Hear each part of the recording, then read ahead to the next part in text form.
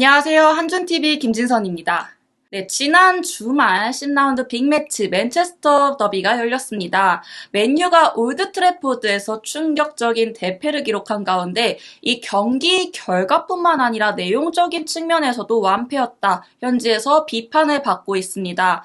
한편 맨유 레전드인 게리 네빌은 테나 감독의 잘못이 없다며 변호에 나섰는데요. 이 과정에서 토트넘의 포스테코글루 감독은 안정적인 환경에서 시즌을 시작했다고 한 발언이 논란이 되고 있습니다. 이 내용 자세히 살펴보도록 하겠습니다.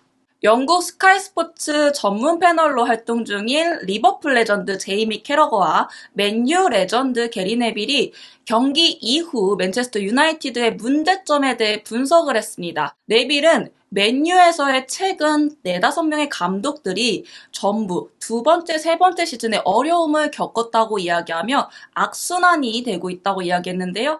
오늘 맨유의 경기력이 좋지 않았던 게 인정하면서요. 특히 암라바트가 교체된 이후의 경기력은 심각했다고 평가했습니다. 하지만 이 문제가 근본적으로 테나 감독에게 있지 않다고 이야기했는데요. 그래서 테나 감독에게 화가 나지 않는다고 표현했습니다. 이에 캐러건은 또 반박을 했습니다. 맨유의 악순환이라는 부분에는 동의를 하지만 지난 시즌 맨유의 경기력이 좋았다는 것에도 동의는 할 수 있다.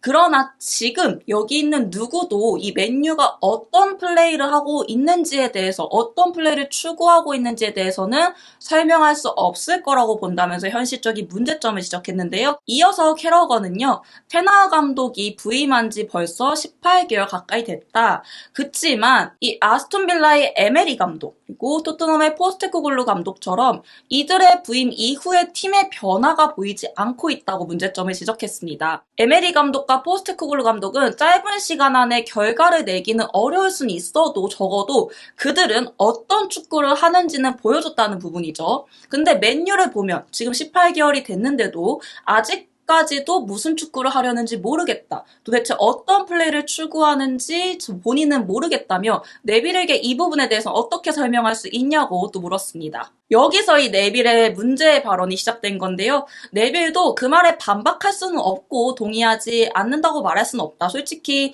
뭘 추구하는지는 확실히 본인도 말하긴 어려울 것 같다라고 이야기했는데 이후 발언에서 하지만 이 앞서 캐러거가 예시를 들어 말한 에메리 포스테코글루 감독은 다른 상황이었다고 생각한다고 발언을 이어갔는데요. 그들은 안정된 환경에서 팀에 들어왔다고 표현을 했습니다. 그러니 축구에만 집중을 할 수 있었던 것이라고 이야기했죠. 이 발언이 또 논란이 된 건데요. 이어서 맨유는 지금 누가 지분을 25% 가져가니 많이 하는 이런 불안한 상황이 이어지고 있다. 만약 당신이 이렇게 구단에서 일을 하고 있는데 어떤 사람이 내 팀을 인수해서 기존 운영팀을 싹 다 바꿀 거라고 이야기한다고 생각해봐라. 지금 이 테나 감독 주변에서 어떤 일이 일어나는지 상상이 가느냐. 본인이 만약에 그 상황에 있다면 매번 불안할 거고 이 부정적인 기운에 억눌려서 제대로 된 능력을 발휘하지 못한다는 거죠. 따라서 이런 내부 분위기가 몇 년째 계속되고 있고 감독들과 선수들은 그런 영향을 받을 수밖에 없다. 따라서 테나 감독의 잘못이라기보다는 이 팀 상황적인 면 때문에 이런 악순환이 반복되는 것이다라고 설명했습니다. 하지만 여기서 캐러거가 좀 사이다 발언을 해줍니다. 그 말은 맨유 경기력이나 테나 감독에는 전술에는 문제가 없다고 생각하냐. 본인은 이 맨유의 경기력 자체, 그게 테나 감독의 문제라고 생각을 한다라고 설명했는데요. 맨유는 크게 경기에 질 때마다 꼭 항상 이렇게 구단주 얘기가 나온다.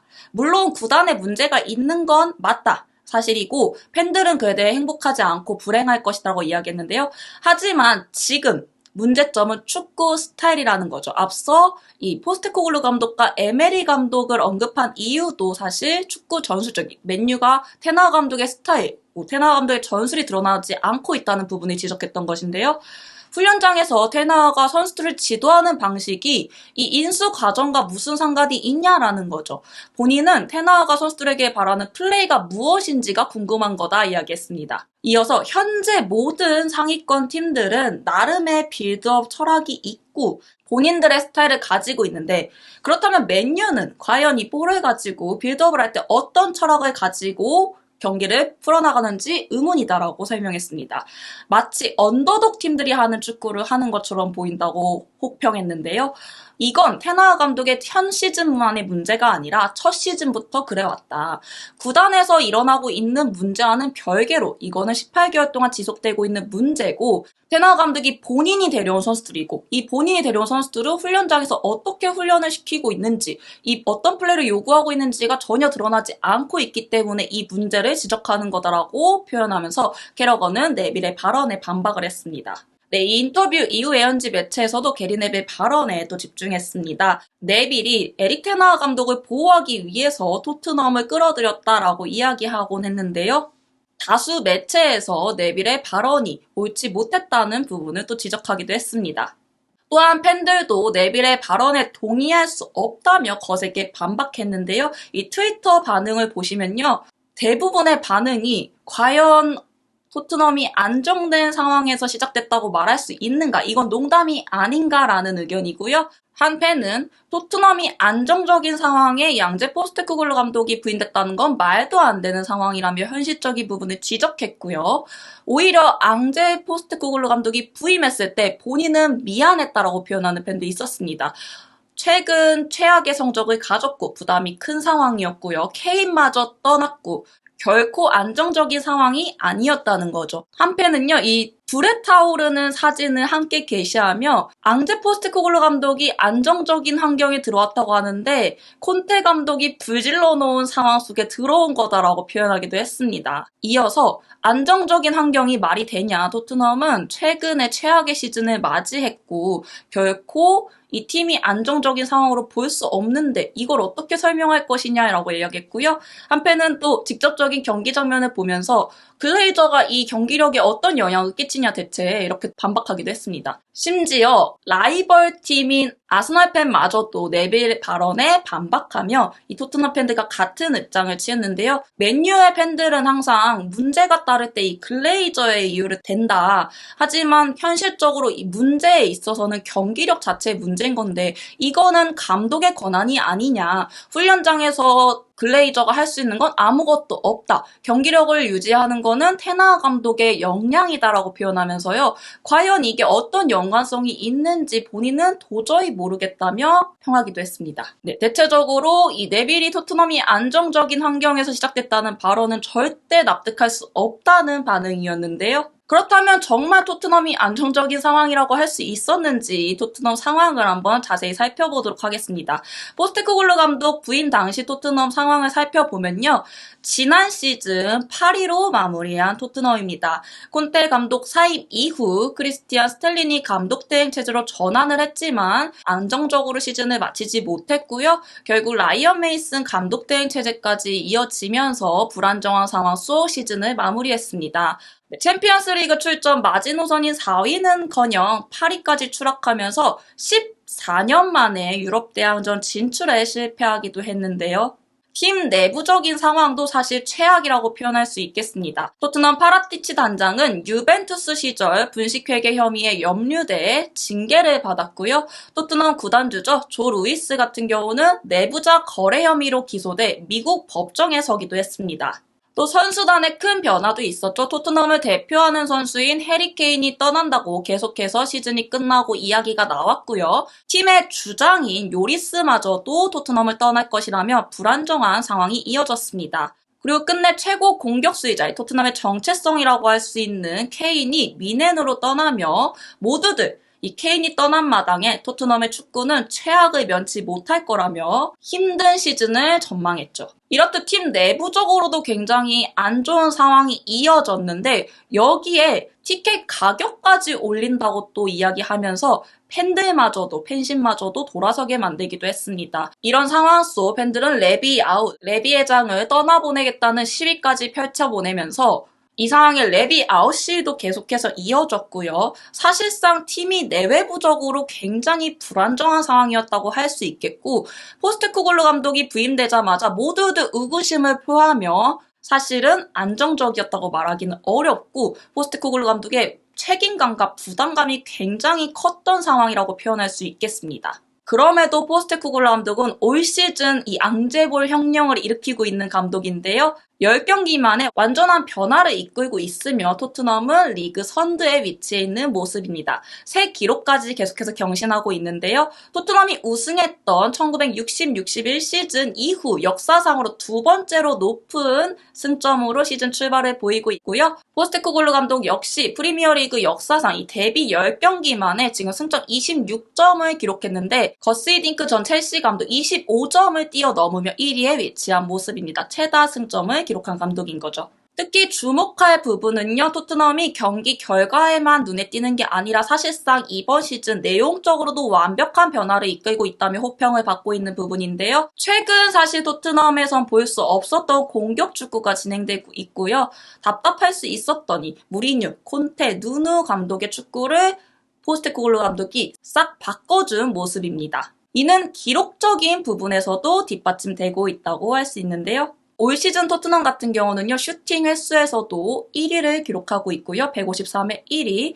상대 진영 박스 안 터치도 341회로 1위를 기록하고 있습니다. 파이널 서드에서 패스 성공률 1위를 기록하고 있고요. 이 PPDA 압박 지수와 관련해서도 프리미어리그 내 1위를 기록하고 있는 상황입니다. 하이 턴오버 같은 경우는 상대 골라인으로부터 이 40m 내에서 볼을 터치한 횟수를 나타내는 지수인데 이 지수에서도 2위를 기록하는 걸 볼 수 있는데 이 경기 기록 같은 경우는 풀럼전을 토대로 나온 지표이기 때문에 아마 지금은 추가가 되어서 충분히 더 높은 수치를 기록할 수 있다고 설명드릴 수 있겠습니다. 공격으로의 볼 전진도 지금 현재 2위를 기록하고 있고 사실상 공격적인 지표에서 모두 1, 2위를 다투면서 토트넘이 올 시즌 추구하는 축구가 무엇인지를 정확히 보여주고 있다고 할 수 있습니다.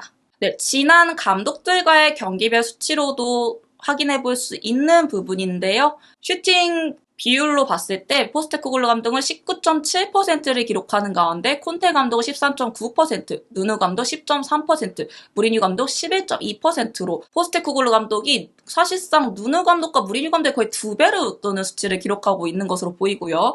볼 점유율에 있어서도 10% 가까이 앞서 있습니다. 61%를 기록하고 있고요. 상대 진영의 터치도 43으로 거의 2배 가까이, 무리뉴 감독보다 2배 이상 훌쩍 뛰어넘는 수치를 보이고 있고요. 파이널 서드 터치는 188회로 무리뉴 감독과 70회 가까이 차이가 나고요. 누누 감독도 70회, 그리고 콘테 감독과는 60회 정도 이상의 또 격차를 벌려놓은 상황입니다. 지난 시즌만 비교해서 봐도 콘테 감독과의 확실한 차이를 보이고 있는 포스테코글루 감독입니다. 볼 점유율에서 콘테 감독은 49.8%를 기록한 가운데 59.2%로 10% 가까이 앞서 있다고 볼 수 있겠고요. 이 압박과 관련해서도 33.7%, 2배 가까이 차이가 납니다. 69%로요. 2배 가까이 높은 수치를 기록하고 있고요. 상대 진영한 박스 터치 횟수도 2배 가까이 높은 수치를 보이고 있습니다. 23.6%였던 콘테 감독에 반해 포스테코글루 감독은 43.5%를 기록하고 있고요. 슈팅 횟수도 18.3회, 골도 2.75, 기대 득점도 1.84로 모든 기록에서 확연히 눈에 띄는 결과를 보이고 있다는 것을 알 수 있습니다.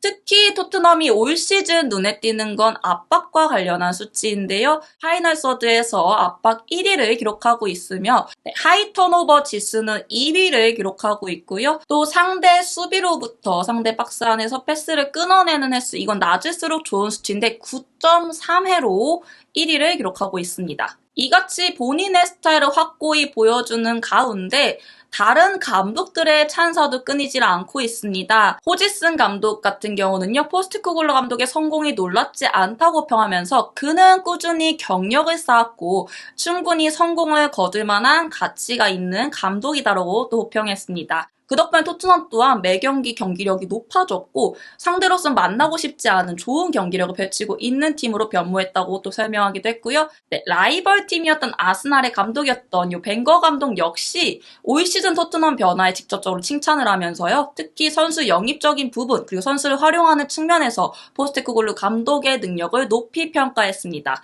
이어서 토트넘이 올 시즌 우승까지 가능할 것이라는 이야기까지 전했는데요. 사실상 불안정한 상황 속 시즌을 출발했지만 시즌 초반부터 자신의 확고한 전술을 통해서 팀을 확실하게 변화를 이끌고 있는 포스테코글루 감독이고요.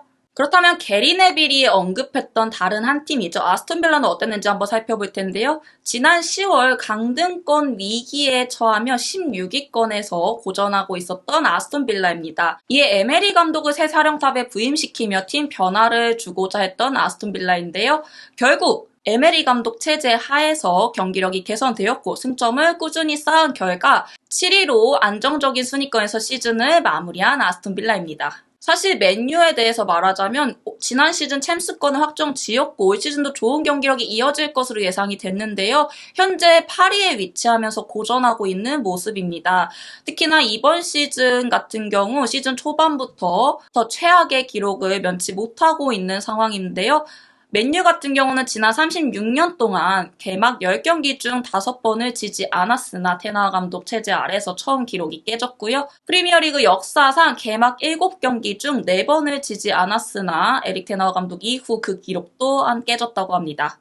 또 1989년 이후 개막 7경기 기준 승점 9점 이하를 기록했던 적이 없는데 이번 시즌 최초로 또 기록했고요. 1973-74 시즌 이후 개막 2경기를 연속해서 패배한 적이 없는데 올 시즌 또 2연패를 기록하면서 최악의 기록을 또 한 번 세웠습니다. 테나 감독이 올 시즌 이렇게 부진하는 데 있어서 더 비판받는 이유 중에 하나는요. 맨유가 선수 영입도 적극 지원을 해줬다는 점인데요. 테나 감독 체제에 영입된 선수 명단을 보면 호일룬 같은 경우는 7,200만 파운드를 기록하며 하나로 약 1,200억 원에 데려온 선수고요. 안토니 같은 경우는 8,500만 파운드, 한화로 1,500억 원의 이적료를 기록하면서 맨유에 데려왔습니다. 다만 두 선수, 정작 영입한 선수들이 제 몫을 못해주고 있는 상황이고요. 이 두 선수의 공격 포인트는 올 시즌 0개를 기록하고 있습니다. 이 외에도 마운트, 마르티네즈 등 사실상 영입했던 선수들이 제 능력을